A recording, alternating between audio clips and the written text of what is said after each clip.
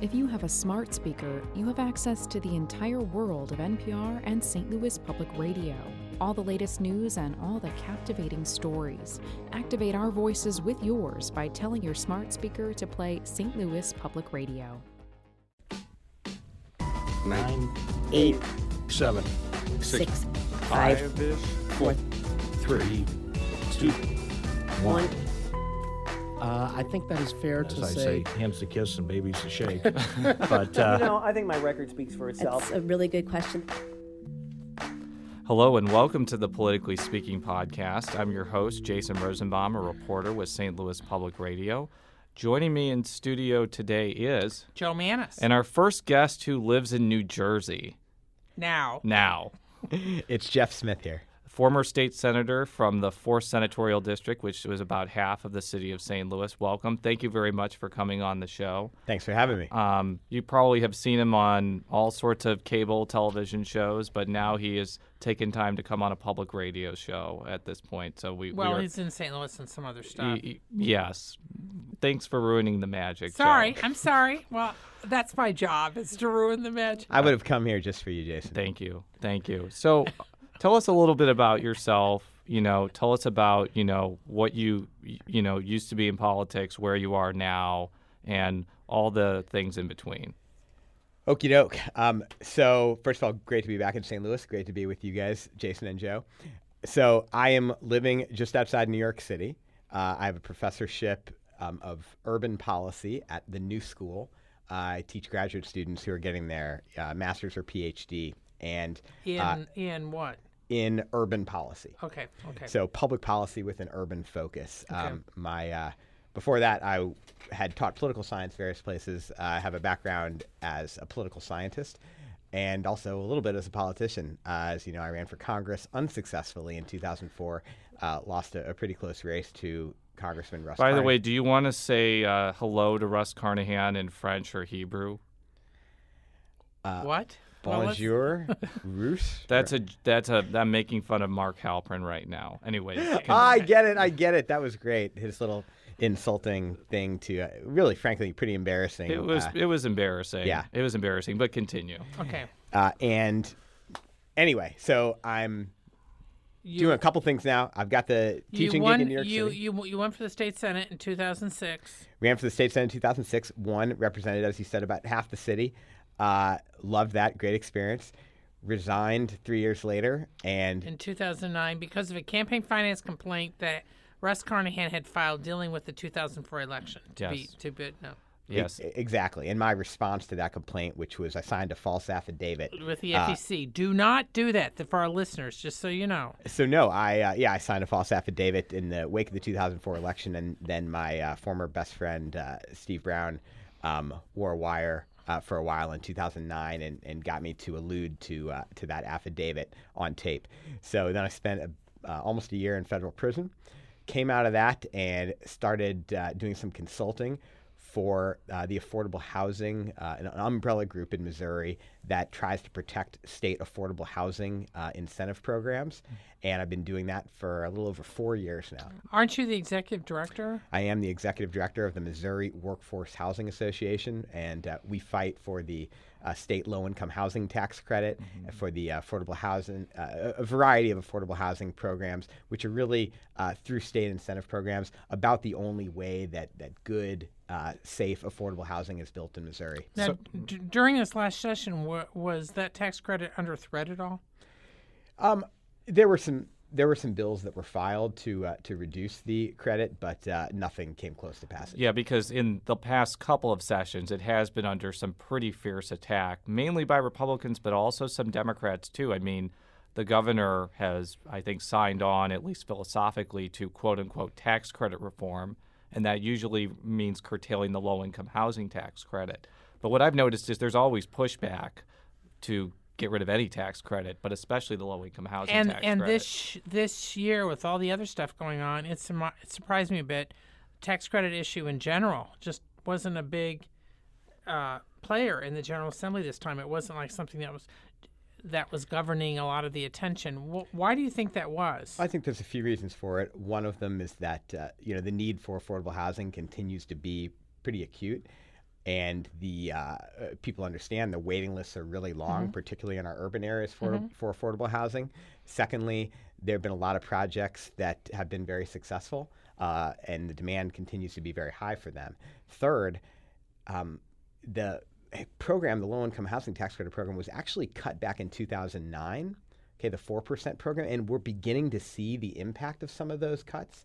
And so both with historic preservation and low-income housing, you've actually seen a decline in redemptions from the peak. And so that, I think, has taken some pressure off the need to cut the program. Has it also made an impact that some of the senators who've been loudest against the low-income housing tax credits, like John Lamping, Jim Lemke, those type of Republicans are no longer in office, and they've kind of been replaced by people who are more favorable to the low-income housing tax credit? That has not hurt. Yeah, I would imagine so. So during the General Assembly, since you live in suburban New York / New Jersey, so do you deal with what's going on in the legislature remotely? Do you come to St. Louis or Columbia? Kind of logistically, what do you do? I come back just about every month. I keep very close tabs on what's going on with session. We have a lot of great grassroots advocates who are following the process closely, a lobbying team. I have a lot of connections with current legislators, and I'm kind of keeping in close touch with them about what's happening, just to get information, to know where things are. So I go back and forth a lot, but I also work remotely, and they're great to allow me to do that. Well, let's kind of talk about the current crop of legislators, including one former legislator, John Deal, the former House Speaker. How well did you know him? I knew John fairly well. We weren't super close, but I was very close and continue to be close friends with Steve Tilley, the former speaker.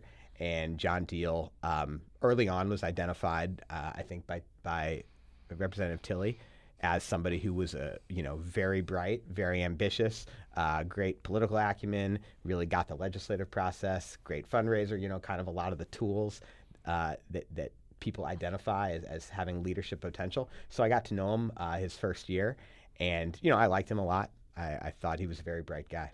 Now, as you kind of alluded to, actually, let me back up for a second.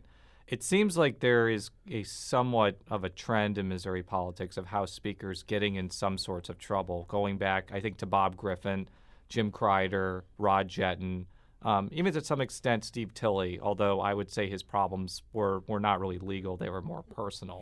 Yeah. So why do you think that people in these high positions end up making some of these errors in judgment? And I clearly made some of my own errors in judgment, although I was not a House Speaker. I would say that, and I think Rod Jetton, and Rod and I, in the interest of full disclosure, we are business partners now. Yeah. We speak around the country to state legislatures. We've spoken in Kentucky, in various states, in Wyoming. What about?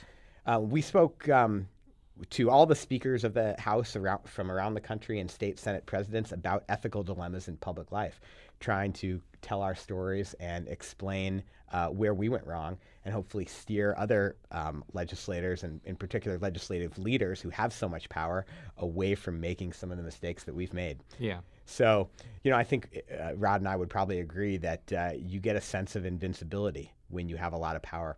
The office of Speaker in Missouri is extraordinarily powerful. Some might argue it's even more powerful than the governor's office. Mm-hmm. In a lot of respects, because the governor is presented with a binary decision: sign a bill or veto it.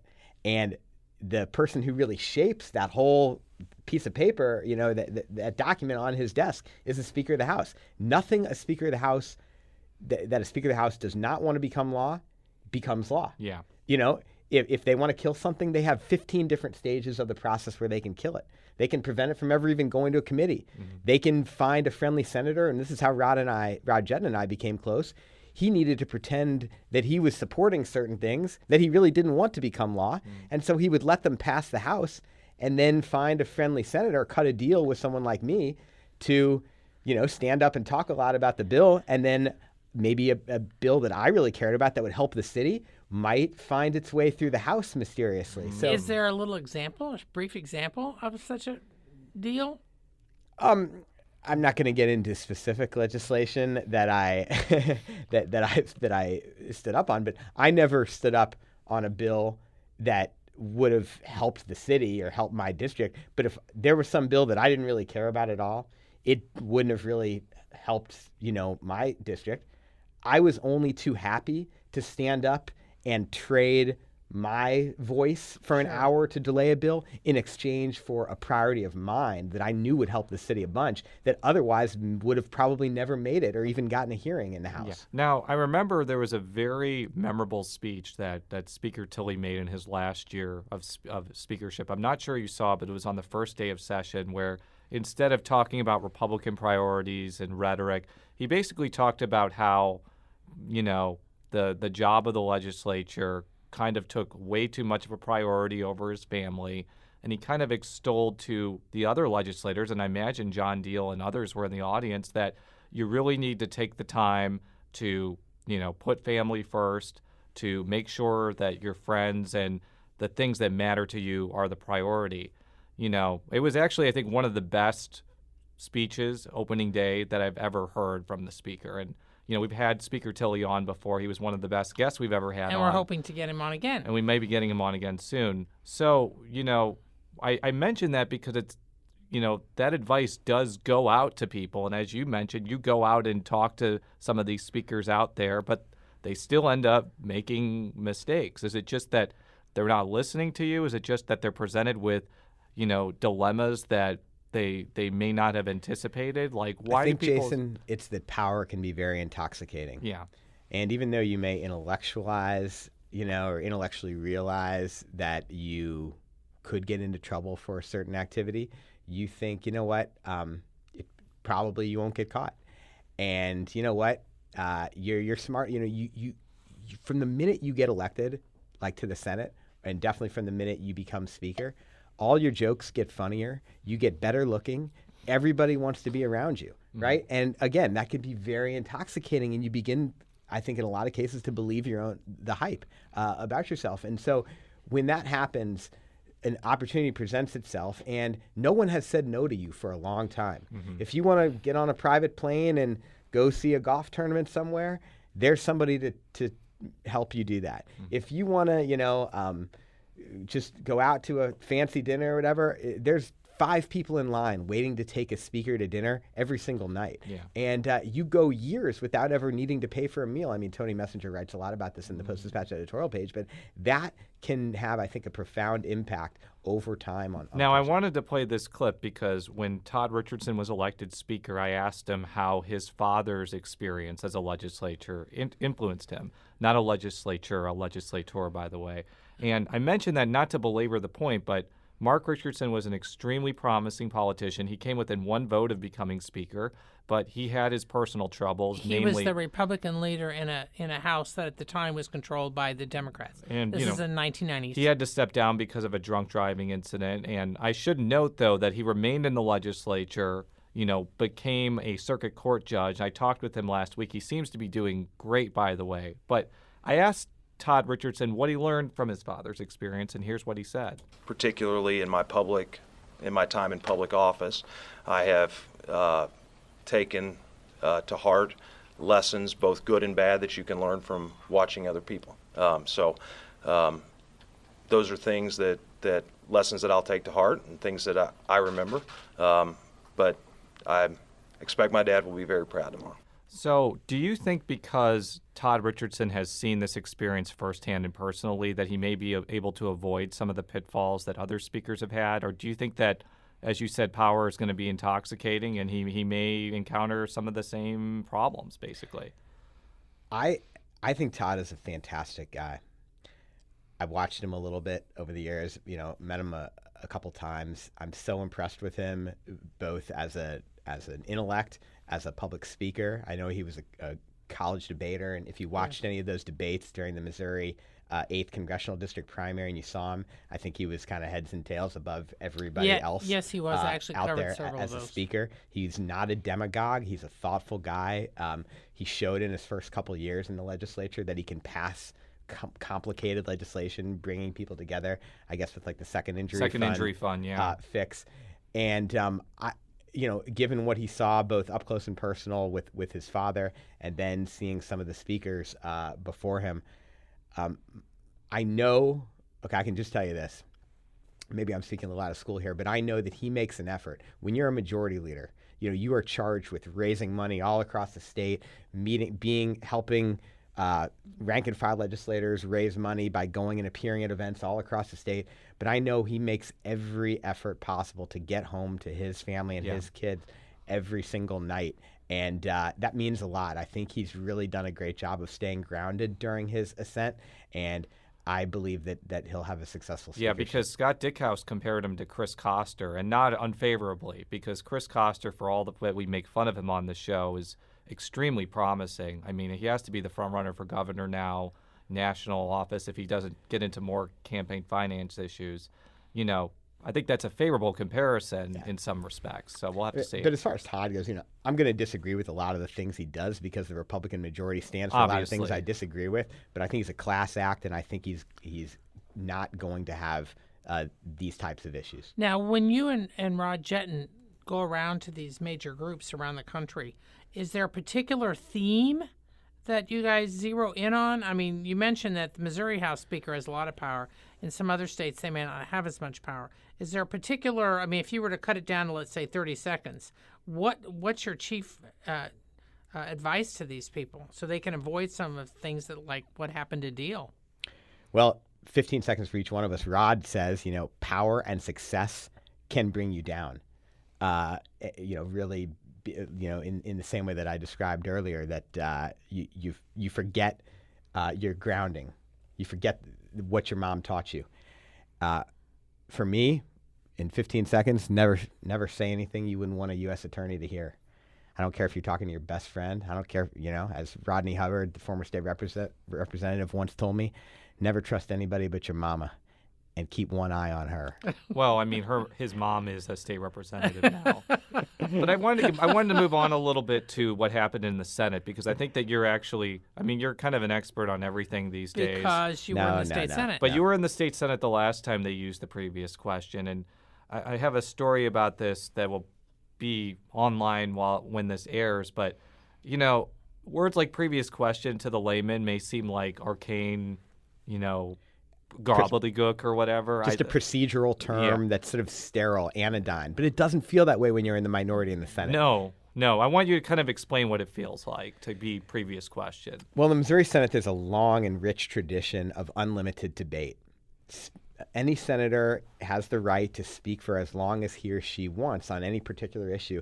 And that's used as a way to really get to compromise, right? A senator, if he'll stand up for 4, 5, 6, 7, I've had times where I stood up for 8 or 9 hours to talk about issues in order to basically make everyone else miserable enough to bring them to the negotiating table to water down the bill until it was acceptable. And I still probably wouldn't vote for the bill, but I could at least sit down and say it's not so awful that I can't let it pass. And I know that's Senator Justice and I, former Senator Justice, the former minority leader from Kansas City, she and I took a similar tack in doing a lot of that. Now, because there's that right of unlimited debate, senators do not like to be shut up, right? And the way that you shut senators up is by this arcane procedural motion, very rarely used, moving the previous question. And they only need a simple majority. You only need a simple majority to do it. It's very rarely done. From 1970 till 2006, when I was elected, I think it was only done like 5 or so times, but then it was done 3 times just in my first year in the Senate. And I wanted just to kind of put the exclamation point on how mad it makes Democrats. I'm going to play a clip from your former colleague, Maida Coleman. I think you were probably at this press conference. It's one of the most memorable end-of-session press conferences ever, and here's why.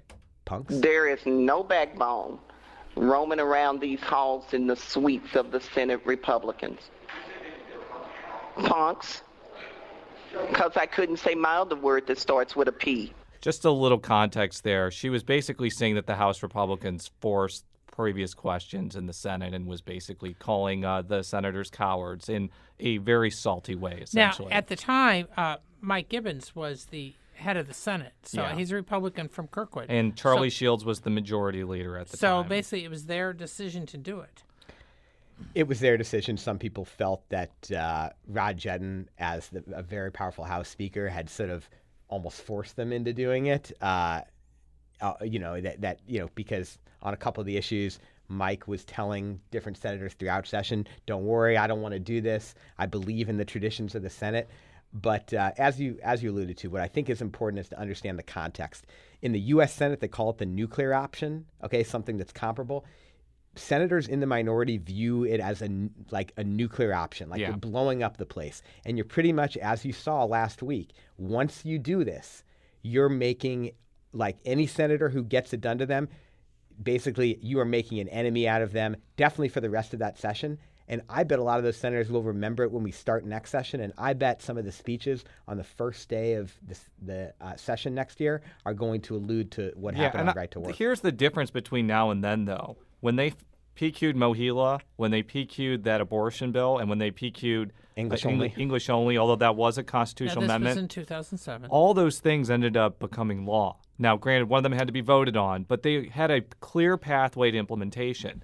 The thing that I don't understand and why they used the previous question here, and we'd have to have Ron Richard or somebody else on to explain, is the pathway to implementation to Right to Work is, I say at best, unlikely, and at worst, just not there right now. Because they didn't have the votes. In other words, when they even did the previous question, they knew they would have the votes to pass it, but they wouldn't have the votes to override a gubernatorial veto, which means that some of the senators who didn't want to vote on it, including some suburban Republicans, all you're doing is ticking them off. So, I mean, I can't imagine Eric Schmidt wanted to vote on that. Yeah, well, this is what I wanted to know. Were you aware of any of the context? Were any people talking to you about this? Yeah. At the time? Yeah. I mean, and what I think, I'll tell you their logic and then I'll give you my feelings on that logic. Okay. But I think that there's a lot of big Republican donors in the state that have been demanding a vote on Right to Work. Right. And exactly. you can That's tell them until the cows come home, look, it's going to get vetoed and we don't have the votes to override, but they want to see progress. And for years and years and years, they were trying to get it passed in the House and some previous speakers either didn't bring it up at all, said they didn't think it was necessary. Some speakers who got some labor support, or said, we don't have the votes to pass it. And now they had the votes in the House, they passed it. But again, it was not a veto. No, it was not a veto-proof majority. But they need to show, their donors, big donors, people like David Humphreys, the Humphreys family in Southwest Missouri, for whom this is a huge issue, and some other donors, they want to show they're making progress. And now, if you just make sure that we raise enough money to get a Republican governor, look, we can get it over the finish line, but look how close we are. So I think they just, it was a message to them. That's just my honest opinion. I don't think it was right. I don't think it was smart, because I think Chris Koster is going to raise $2 from national labor unions for every extra dollar they raise. Yeah. Because now he can sell himself as, hey, I'm the last line of defense for Right to Work. We've got we've basically got veto-proof Republican majorities in the House and Senate now. And no, there are not veto-proof majorities for Right to Work, but there could easily be if a few of these suburban, semi-pro-labor Republicans get replaced by more conservative Republicans. And so I will be the only thing standing between the Missouri legislature and Right to Work in Missouri. Well, the thing that I don't understand is, and I know the answer to this, because Matt Blunt, when he was elected, promised he wasn't going to push Right to Work. But He's Republican. It seems like that was the window to pass Right to Work, was during a 4-year Republican governor tenure. And now we have a situation where there clearly is no pathway to passing Right to Work, and yet everyone's talking about it now. Is it just a donor thing, or is it just like, basically what I'm asking is, why were people so up in arms about it when Matt Blunt was governor compared to now, essentially? Why weren't people more up in arms than right. when Matt Blunt was governor? I don't know. I can't get in David Humphreys' mind, or other Republican donors who care about that. Now, one of the things I was curious about, because with all this as the backdrop, was why Richard, again, we've been trying to get him on the show, and hopefully we will be at some point, why he pushed it on Monday and Tuesday of the final week instead of doing it near the end of the week in order to get some of the other issues out of the way, including some that that's what other happened. Things he wanted. He wanted to bring a photo ID requirement up and all that. But by doing this early in the week, he basically killed that. Because in 2007, they PQ'd English as the official language and the abortion bill on the last day of session. So continue. Yeah, and nothing passed after they PQ'd those. Yeah. So I agree with you, Joe. I think it probably would have. It seems like it would have been smarter if they wanted to get those things done. Why? I mean, do you have any inside knowledge about why they did it Monday and Tuesday? Another reason it would have been smarter to wait is Tom Dempsey, the president pro tem of the Senate, who didn't vote for the PQ and isn't, and voted against right to work. Voted against right to work. It didn't look real good for the Republican Party to have this internal schism, to have the floor leader being the guy pushing a PQ on an issue that the guy above him, the president pro tem, was against. So since President pro tem Dempsey wasn't going to be in attendance for the last 2 days because he went to his daughter's college graduation in Tulane, at Tulane, that would seem to me like it would have been a more opportune time to bring it up. I know it sounds cynical, but I'm just being honest about it. So I was very surprised. I thought it would come up later in the week. So I mean, did you? Not that you would be involved, but did other people talk to you about early in the week about what was happening? Because I know a lot of people talked to you. Some people talked to me about it. Yeah, there was some other legislation that I was interested in, and so I was sort of calculating whether things were going to be possible to get to the floor later in the week, or if it had to kind of get passed by Tuesday, in case the PQ was going to happen. So, I was thinking. Did any of the Democrats seek advice from you on the filibuster part? One of them did, yeah. Did they follow your advice? Yeah. Well, I want to ask on the flip side, though, because I've been, asking critical questions of Republicans, but I want to ask critical questions about organized labor here. Because if you look at the endorsements that they did in 2012, now granted, Eric Schmidt was running unopposed. He's a Republican from suburban St. Louis County. And David Pierce did not have a real general election. So I understand why you would endorse there. But you also have situations where, labor-backed people like Kurt Schaefer, who was running against a real opponent. Yeah, Republican from Columbia. Who, got labor support presumably because he's the budget chair.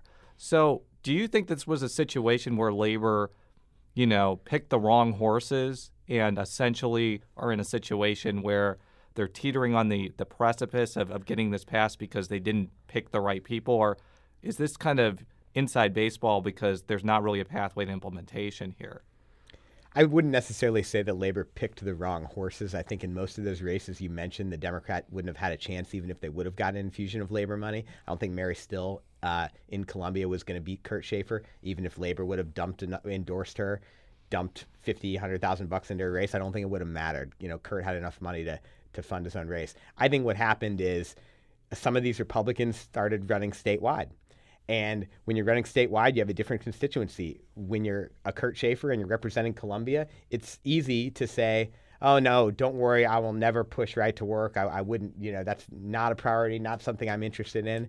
But then all of a sudden you're running statewide and you have a possible primary opponent from your right who will whack you and just bludgeon you that you didn't support right to work if you don't vote for that PQ. And so, circumstances change when electoral kind of context change for some legislators. I'm not saying that's right. I'm saying that's the political reality. Now, for the Republicans that vote against right to work, the ones that come to mind, Paul Whelan, Gary Romine, Ryan Silvey, are they insulated now from primary opponents or from strong Democratic challengers now because they voted against right to work? So look, if you look at those districts, right, all politics is local. Yeah. Okay, so you've got some big Republican donors around the state who are saying we got to have right to work, but Ryan Silvey is representing a swing district with a heavy labor presence, in the Northland area of Kansas City. You got a guy like Gary Romine representing Farmington. Tons of of union workers who work on construction projects in the St. Louis area live in that district. And a lot of retirees. And a lot of retired labor people live in that district and care a lot about these issues. So if you look at the places, Jefferson County, which is where the other senator, Paul Whelan, comes from, freshman Republican, another area where, huge numbers of like pro-labor, pro-gun, pro-life, kind of old school conservative Democrats that over the last decade or so have moved over and started voting Republican, but they're still pro-labor because a lot of them, are, journeymen. Union, Yeah, they're carpenters, plumbers, pipe fitters, what have you. So the point is, it's more instructive to look at these districts. I don't think these 3 members will be in trouble for voting against right to work. I think they're popular enough probably in their districts that there wouldn't be a credible opponent in the primary, and they, yes, have probably insulated themselves from a Democratic race, especially in the case of like Jeffco and Farmington with Wieland and Romine, because those districts are both kind of trending rightward anyway. Now, will this have an impact? Let's say Eric Schmidt, who's a Republican from suburban St. Louis County, who is running for state treasurer, has gotten a lot of money from Rex Singfeld and a couple other major donors. Right now, he doesn't have a primary opponent. Right now, there's no Democrat running against him so far. That's not true. Well, I mean, a well-known. I'm talking well-known. Continue. Okay. And now, and then you've got Kurt Schaefer, wealthy Republican from Columbia who voted for right to work. Okay, he's running for Attorney General. Hang on a second. No. A second. Jake Zimmerman and Scott Sifton are also wealthy. Yes. They both have funded their campaign. I was just getting into that. My point being that you've got Schaefer, who's going to be pretty formidable in the Republican primary.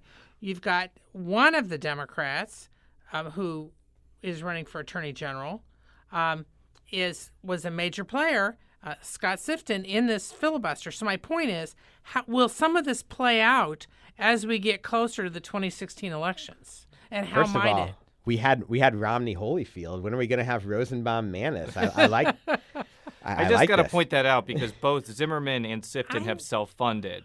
I So know Yeah. that. I don't want to. That wasn't the issue. but the you- Right. issue is You know, that Schaefer's put a lot of money in. Schaefer's put about $500,000. I think Zimmerman's put more like a couple Yes. 100,000. So is it going to Continue. play out? The question is, how's it going to play out? And I think it's going to play out in a big way. You got a real contrast here. Whoever becomes the Democratic nominee for Attorney General, whether it's Zimmerman or Sifton, Sifton has an opportunity there. Zimmerman's not in the Senate, Right. so Sifton's got an opportunity. I'm going to make my play to be the hero for labor. He doesn't really have anything to lose by getting up there, so he's going to talk as long as he possibly can. I mean, I'm not saying he didn't believe what he was saying. I'm just saying there's serious political potential benefits for doing so. Of course, the irony is AFL-CIO didn't even endorse Sifton. They endorsed Lemke because he was pro-labor Republican. But continue. Yeah, but it's when you win in a race like that, smart, wise people, I think, who win races like that, the first thing they do if you're Scott Sifton is you go to labor and you say, look, I know you weren't with me last time, but I'm going to earn your support next time. Mm-hmm. And you do what you can, as opposed to politicians who don't believe in addition, but sometimes kind of practice more the art of subtraction. The first thing they think when they get in office is, I'm going to screw all the people who are against me. Yeah. And that's not a way to statewide office. Yeah. The way to statewide office is to act in the way that Sifton did, which is to say, look, I can bring these people around by trying to kind of be a hero. He knew he was going to get PQ'd.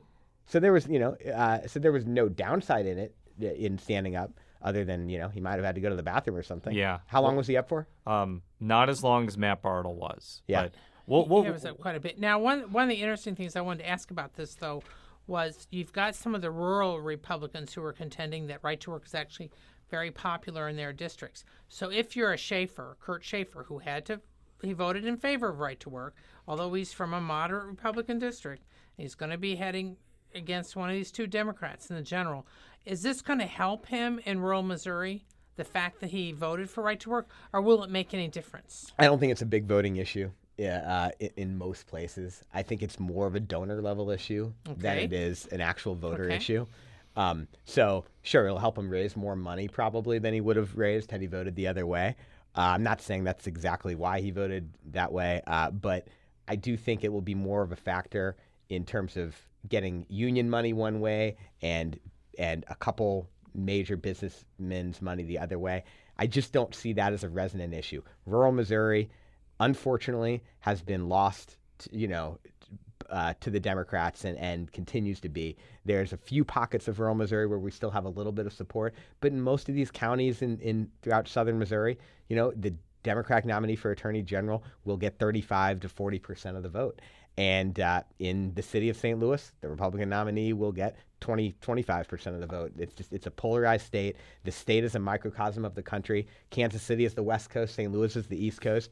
And increasingly, as you see in the state legislature, there's an almost complete absence of rural Democrats at this stage. I remember Chris Koster, he said, in my last year, I think no, not my last year, in 2008, he said as one of the only rural Democrats remaining in the Senate. Now, that was a little bit of a stretch because he was from Cass County.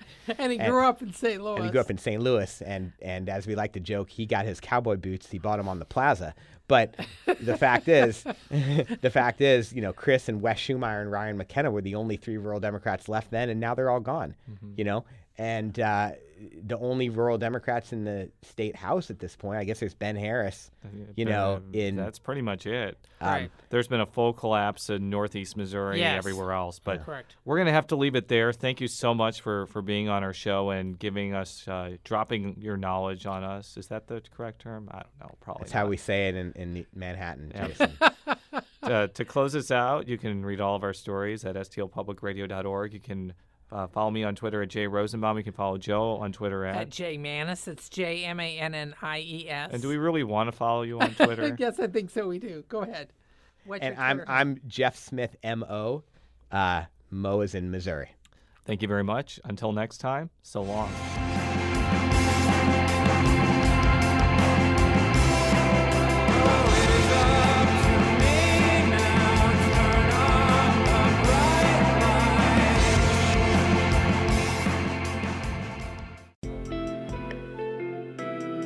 The Gateway brings you the day's news from the St. Louis region and across Missouri.